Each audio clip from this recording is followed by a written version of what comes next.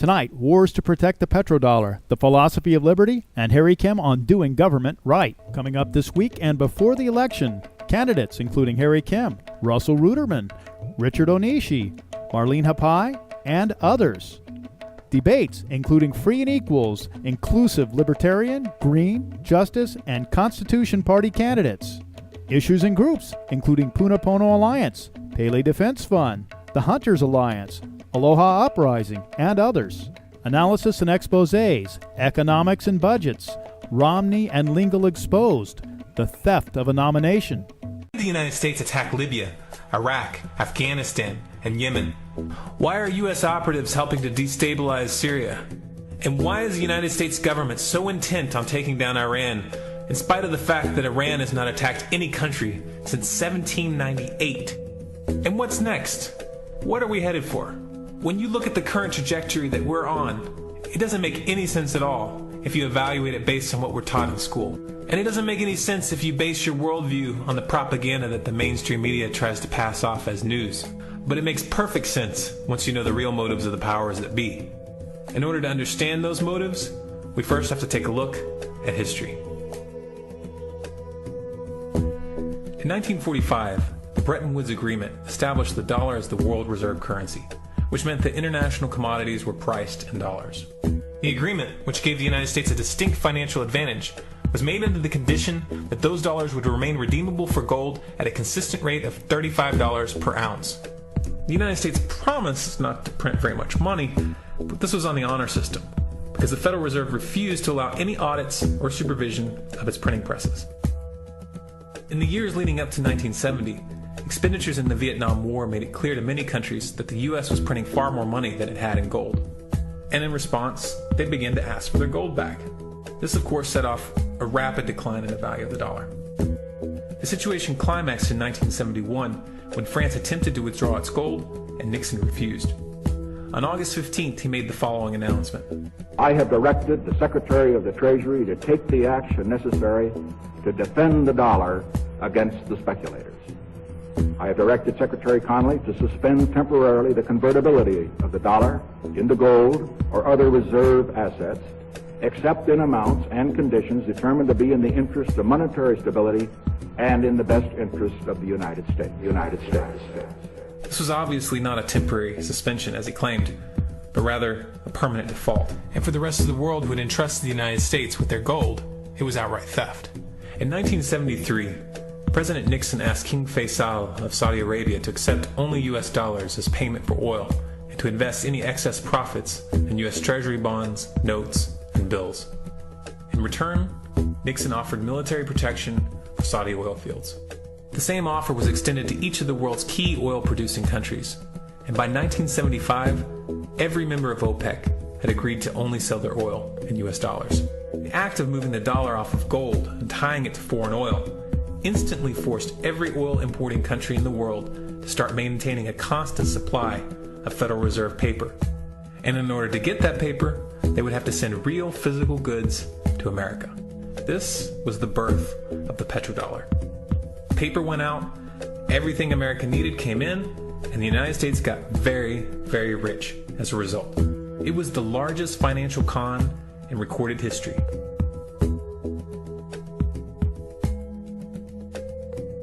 The arms race of the Cold War was a game of poker. Military expenditures were the chips, and the U.S. had an endless supply of chips. With the petrodollar under its belt, it was able to raise the stakes higher and higher, outspending every other country on the planet, until eventually U.S. military expenditures surpassed that of all other nations in the world combined. The Soviet Union never had a chance. The collapse of the communist bloc in 1991 removed the last counterbalance to American military might. The United States was now an undisputed superpower with no rival. Many hoped that this would mark the beginning of a new era of peace and stability. Unfortunately, there were those in high places who had other ideas. Within that same year, the U.S. invaded Iraq in the first Gulf War. And after crushing the Iraqi military and destroying their infrastructure, including water purification plants and hospitals, crippling sanctions were imposed which prevented that infrastructure from being rebuilt. These sanctions, which were initiated by Bush Sr. and sustained throughout the entire Clinton administration, lasted for over a decade and were estimated to have killed over 500,000 children. The Clinton administration was fully aware of these figures. We have heard that 500,000 children have died. I mean, that's more children than died in Hiroshima. And, you know, is the price worth it? I think this is a very hard choice, but we think the price is worth it. Miss Albright, what exactly was it that was worth killing 500,000 kids for? In November of 2000, Iraq began selling its oil exclusively in euros. This was a direct attack on the dollar and on U.S. financial dominance, and it wasn't going to be tolerated. In response, the U.S. government, with the assistance of the mainstream media, began to build up a massive propaganda campaign claiming that Iraq had weapons of mass destruction and was planning to use them. In 2003, the U.S. invaded, and once they had control of the country, oil sales were immediately switched back to dollars. This is particularly notable due to the fact that switching back to the dollar meant a 15 to 20% loss in revenue due to the euro's higher value. It doesn't make any sense at all unless you take the petrodollar into account. So I came back to see him a few weeks later, and by that time we were bombing in Afghanistan. I said, "Are we still going to war with Iraq?" And he said, "Oh, it's worse than that." He said, he reached over on his desk, he picked up a piece of paper, he said, I just got this down from upstairs, meaning the Secretary of Defense's office today, and he said, "This is a memo that describes how we're going to take out 7 countries in 5 years, starting with Iraq, and then Syria, Lebanon, Libya, Somalia, Sudan, and finishing off Iran. Let's take a look at the events of the past decade and see if you see a pattern. In Libya, Gaddafi was in the process of organizing a bloc of African countries to create a gold-based currency called the dinar, which they intended to use to replace the dollar in that region. U.S. and NATO forces helped destabilize and topple the Libyan government in 2011, and after taking control of the region, U.S. armed rebels executed Gaddafi in cold blood and immediately set up the Libyan Central Bank. Iran has been actively campaigning to pull oil sales off of the dollar for some time now, and it has recently secured agreements to begin trading its oil in exchange for gold.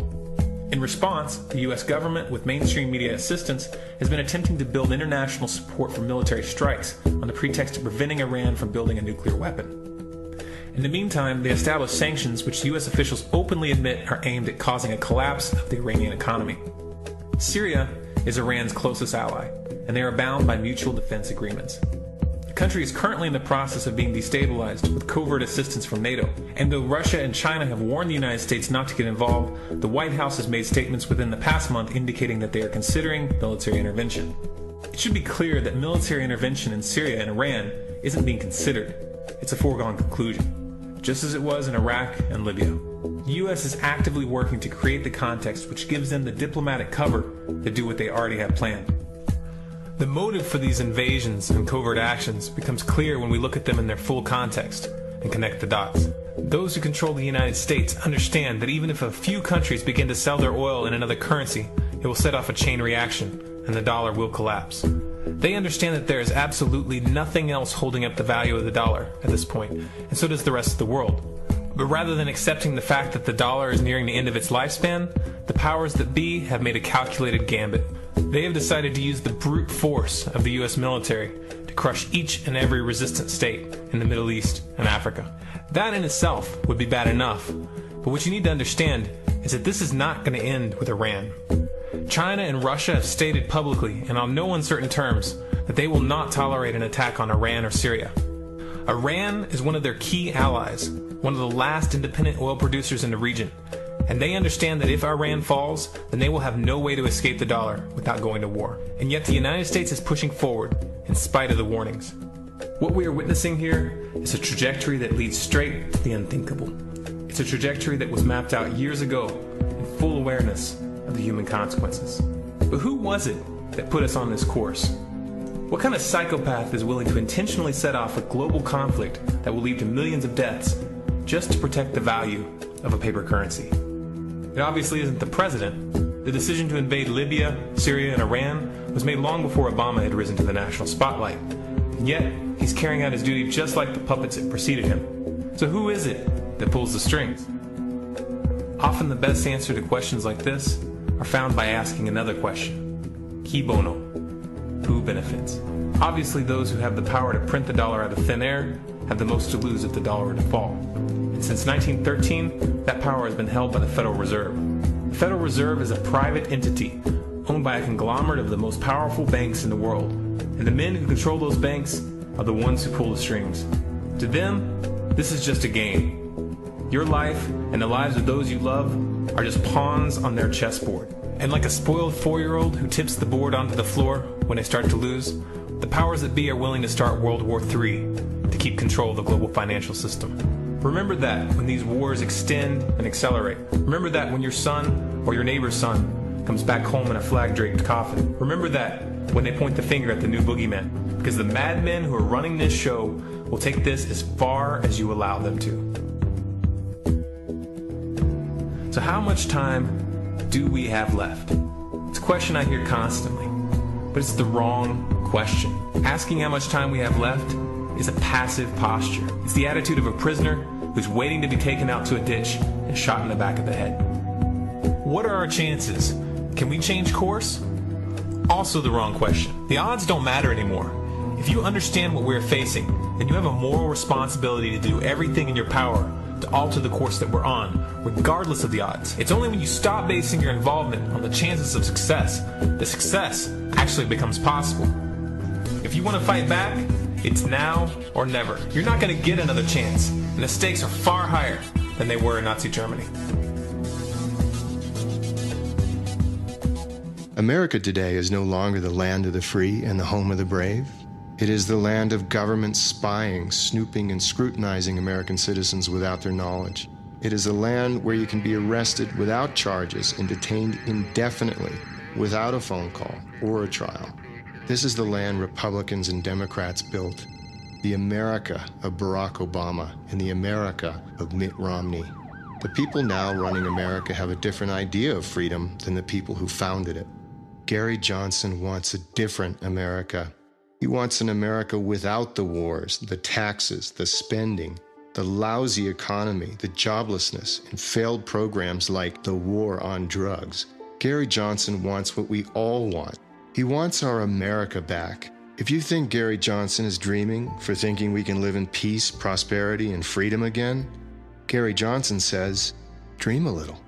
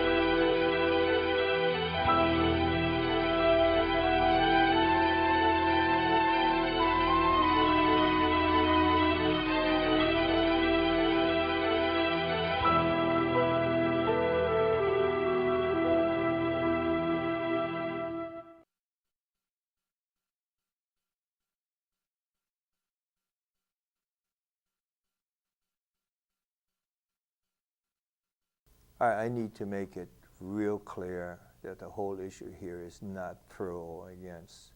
The whole issue is the responsibility of government in doing things right. And that is the whole issue of my position on geothermal. Government has its responsibility, and the main issue here I was trying to point out to people for years, and I do mean years, is that all I ask is that you go and look at what California has established in regards to the monitoring and enforcement and rules and regulations for clean geothermal energy versus Hawaii's, which is classified as hot rock magma geothermal, which the spin-offs of it is quite different in regards to hazards to people and land and air. Don't you think it is almost automatic? If this was nuclear energy, for example, which may be a bad example, but I consider it, the same.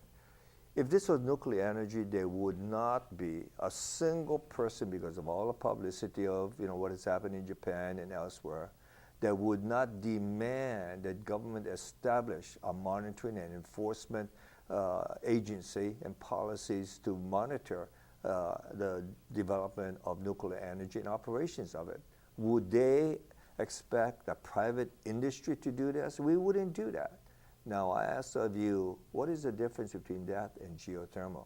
But your first question that you must answer is, what is the difference in regards to geothermal in Hawaii versus elsewhere in California or Iceland? And I think most of you will be surprised. I'll address that, because the second thing that government tried to do. I got called at the people within the state government and county government was pushing for the exemption of EAS requirement on all exploratory geothermal drilling in the state of Hawaii. Remember what was just passed, Act 97, that said you could drill for geothermal, exploratory geothermal, basically almost anywhere without permit except conservation land. Now, once that was passed, they went to the Department of Health, the Environmental Commission, to submit a request to eliminate geothermal, exploratory geothermal drilling from any EAS requirement. Now, couple that to, had the second pass, it would have taken away 100% of not only home rule, but 100% of an opportunity for the citizen to know what was going on and have an opportunity to make input prior to. And here was a clincher that really disturbed me. And it is of written record. When advertisers start bulletin, ask the person who has submitted this request, Mr. Isla, position on that. He stated he did not understand why there was so much concern about this, and I will quote, and you can follow up on it because it is in print. He states he was not aware of what the major concern was, because drilling for geothermal was like drilling for water. And when I read that, I knew why we were in trouble. If the head of the Land and Natural Resources believed this, and if he communicated this to the governor or lieutenant governor or others, and the common citizen who saw that, by common and average citizen, common in regards to knowledge of geothermal, who would question it? Look at this man's position. And go look at the records in regards to the commission meeting, what others have said about why they were making this request. I did go to Honolulu. I did ask the commissioners, please delay your vote until you can check. Same thing basically I told the governor. Please find out of truth of what we're dealing with. I told them they were they could get information of people from California and what they had established in regards to identification of the or establishment of the enforcement and rules in regards to geothermal. And I asked that please do not take any actions until you follow up on this. So Harry, that's called EIS. That's the Environmental Impact Statement. Studies basically that's a state rule, a law that requires certain kind of studies be done on any project in certain areas that will require the developer to do these studies and make those studies public. Two comments. Okay, number one, obviously being that you did run the civil defense, okay, and that you did run the county for 8 years, and you've seen a lot of things going on underneath you and, theoretically above you and all that, I'm sure you have a sense, almost like a dog, okay? You can probably smell things and catch things that a lot of us wouldn't, okay? And I think that's very powerful, and I can imagine, and I respect immensely, having seen what you know, okay, because you've seen disasters, you've been involved with them, and you see the impact, that you would very much want to make sure it is done right. And I think that's really what you're saying. And just to make sure people, I'm not against anything clean either. What I don't like is people being ramrodded and screwed for a few to basically extract from a distance. That's what really gets me. Second comment, Harry, on what you're saying there, I believe, okay, is so yes, there are organizations that we kind of need to be aware of, but I guess my comment is, please, okay, I found many things myself, and you can't even blame us, not even to get on anybody. Nobody knows everything, especially if they're not from this area. So the more we become involved, the more we monitor, the more we participate, and the more we do, like Harry suggests here, getting outside experts and accumulate the data, the better off we all are. So please consider that. So Harry, I thank you very much for your time. You've given us an overview of what's going on here now. I know we have a large federal program coming in. The Department of Energy is going to be doing their programmatic environmental impact study. Say that fast 5 times.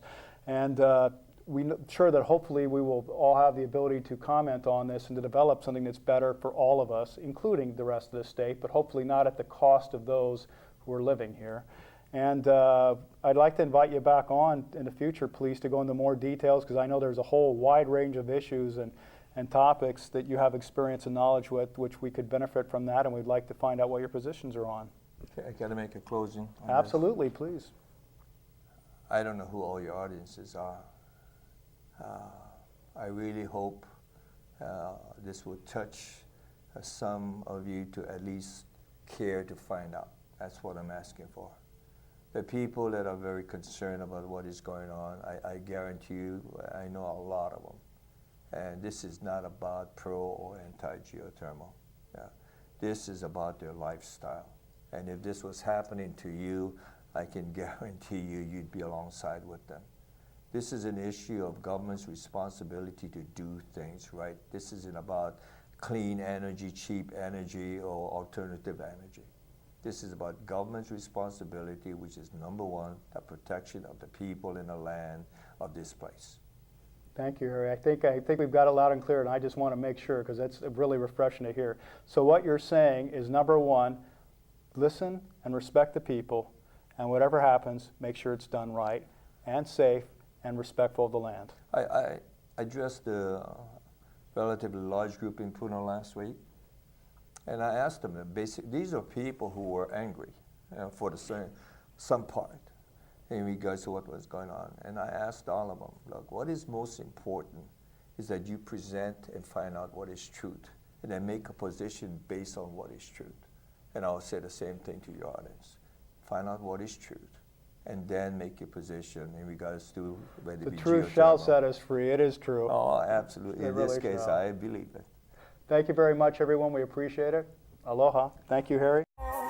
In 1913, the money power of the country was taken away from the people, but it was given up in the Federal Reserve Act. The Federal Reserve is no more federal than Federal Express. You try a hide and destroy a freedom man. You sick agenda, we know you anti-American. You come forward American Constitution. 1913, corrupt in the system. Devalue dollar, hyperinflation. The Federal Reserve, controlled by Lucifer. He can see you